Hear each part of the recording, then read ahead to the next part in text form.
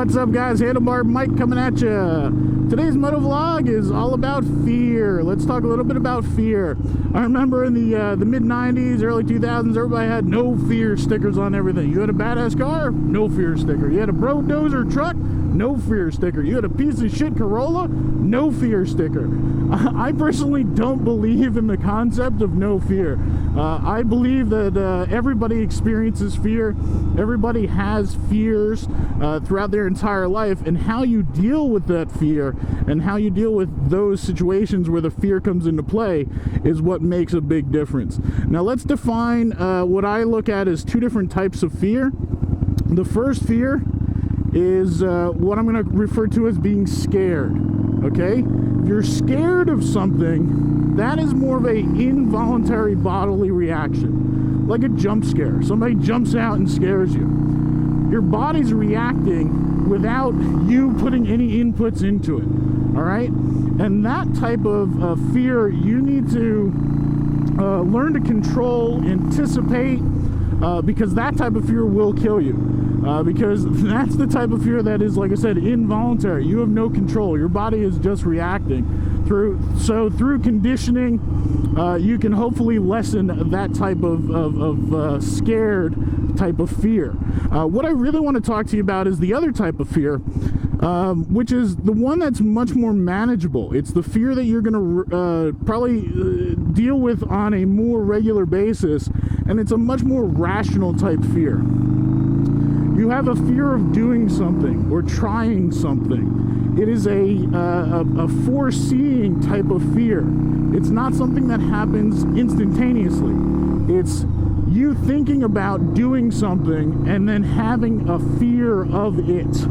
And that's where you can actually, like I said, rationalize those fears and work with those fears to either suppress them or overcome them, and decide whether or not you want to take the steps to do whatever you had the fear of doing. So whether that fear is riding a motorcycle, whether that fear is getting in front of a group of people and giving a speech or singing a song, or whether that fear is trying something new, okay, or making a large life decision like moving your family.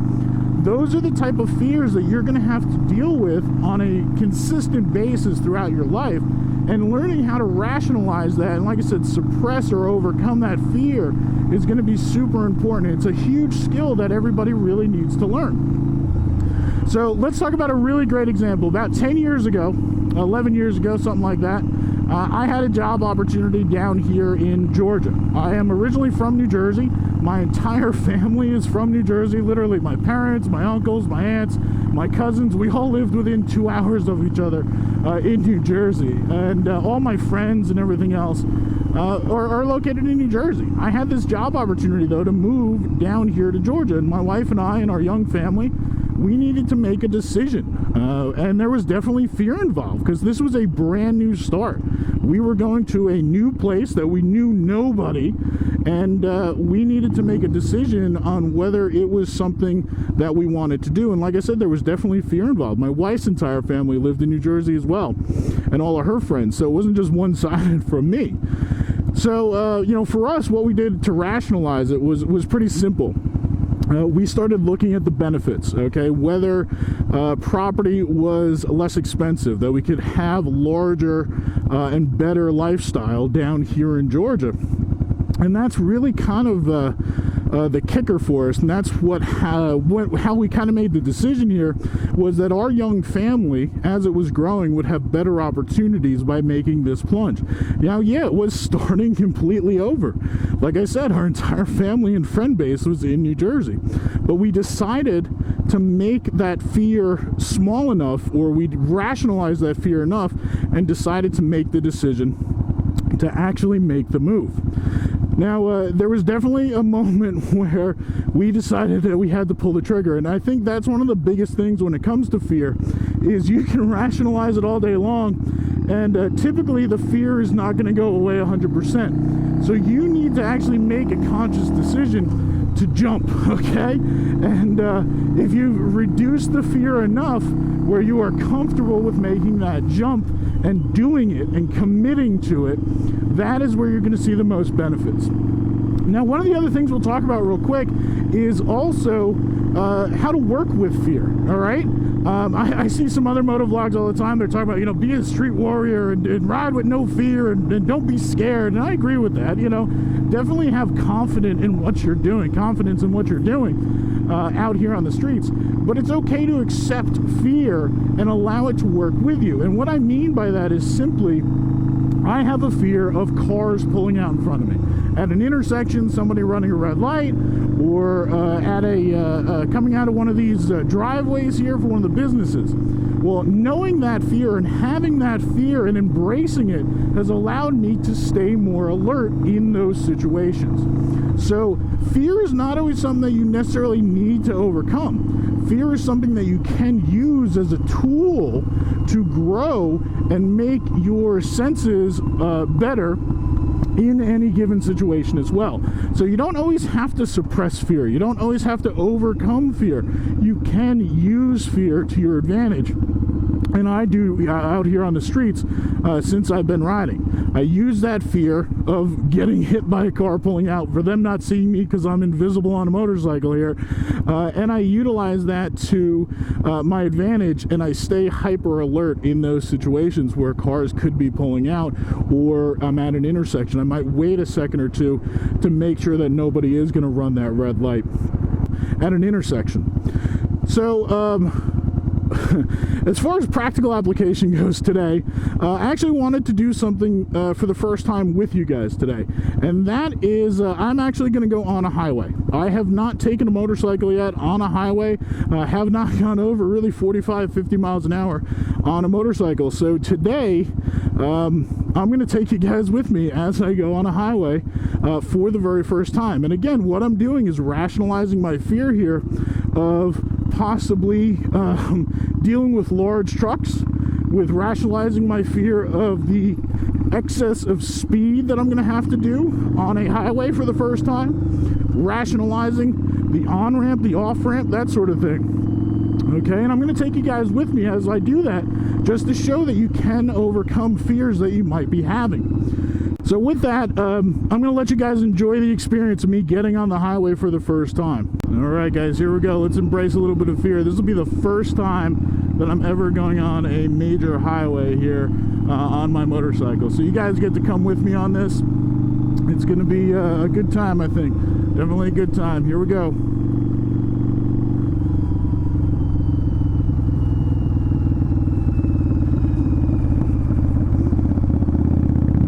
Getting on the on-ramp now. Here we go. Let's ramp this thing up and get on the highway. Keep my head on a swivel, embracing my fear of large trucks and embracing my fear of other traffics to keep me alert and ready.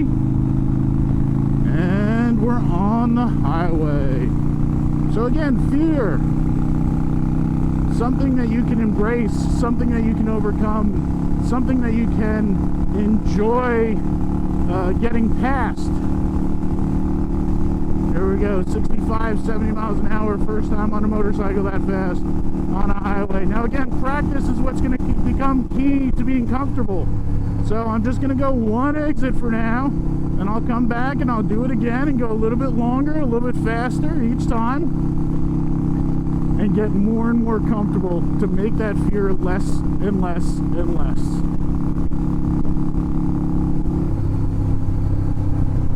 Alright, I hope you guys enjoyed that. I sure as heck did. That's really exhilarating, getting this bike up to 65, 70 miles an hour. Now, I'm going to be doing that multiple times in short distances, because practice is a huge, huge help when it comes to overcoming or suppressing a fear. The more times you do something, the more practice you have, the less fear will come into play.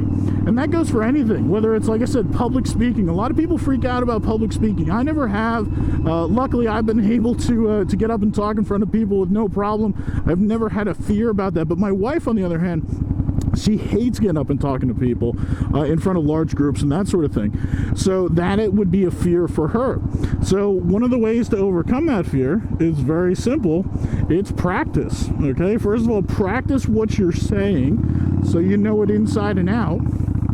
and practice in front of small groups, then larger groups, and go from there until that day comes where you're comfortable with it. And you might never be 100% comfortable with it, and that's perfectly fine. But what you're doing is mitigating that fear, reducing that fear down enough so you can get up there and talk in front of a group of people a lot more comfortably than you would have been able to without that practice.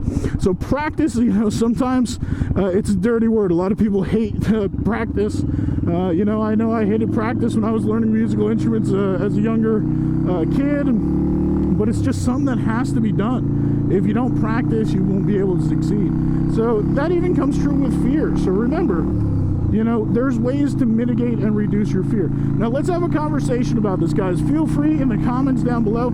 Tell me how you deal with fear, how you overcome fear. Maybe a story like I gave you about our move down to Georgia from New Jersey. You know, let us know, or let me know how you guys are dealing with fear on a day-to-day life, and you know, any kind of tactics that you might have come up with. All right, with that, don't forget to give the like and subscribe button a little bit of love down below. And this is Handlebar Mike signing off. And remember, a mustache ride once a week is good for the soul.